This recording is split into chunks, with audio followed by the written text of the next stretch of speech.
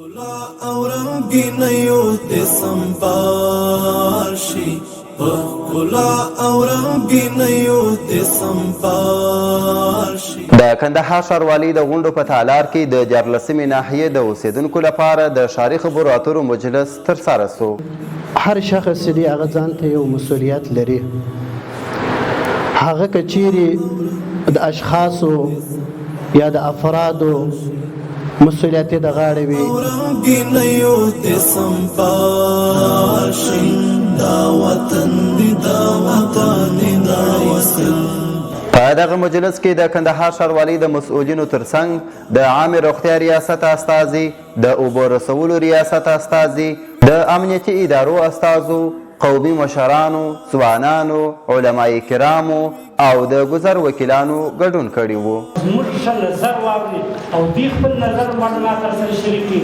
زموږ یو غوښتنه ده، زموږ یو درخواست دی ورسره شریکوو یې د خپلې ناحیې د خپلو خلکو په اړوند. یو سایټ معمولا فعاله دی، فعالیت کوي چې اوبه یې جالب ساحې ده. دوهم سایټ مو د ځینو ستونزو مشکلاتو په اساس باندې د یو موقت وخت لپاره غیر فعاله و چې په هغه کې په برمه کې پمپ متاسفانه بند سو، هغه برمه مو د لاسه ورکړله.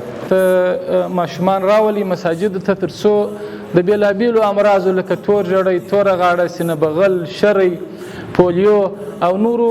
دلته د ظاهرشاهي کانال څخه چې کم یو واله را جلا سوې ده، د ښاروالۍ محترم کارمندانو ټول ته به دا معلومات وي چې د دې د جوړېدو غوښتنې سوي دي، عریضې سوي دي، ترتیب سوي دي. دا چې کم مشکلات شته یا ولې اقدام نه کېږي، د دې اړوند ولس ته جواب ورکول شي. دوهم پر دغه واله باندې چې راکشل سوې ده، دا باغو ته یې هغه کلپان خلاص دي.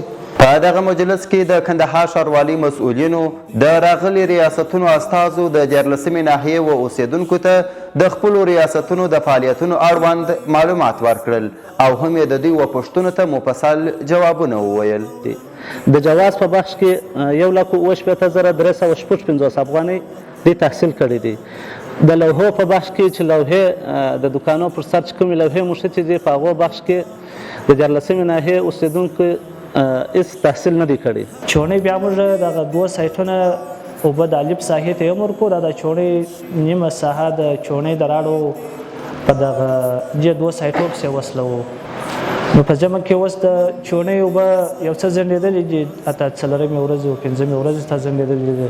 د دې دوه سایټونو په فعالیت سره به انشاءالله د چوڼۍ اوبه بېرته یوه ورځ نه بلې ورځ ته انشاءالله بېرته نړۍ سیال شي، په ښکلا او رنګینیو دې سمبال شي، په ښکلا او رنګینیو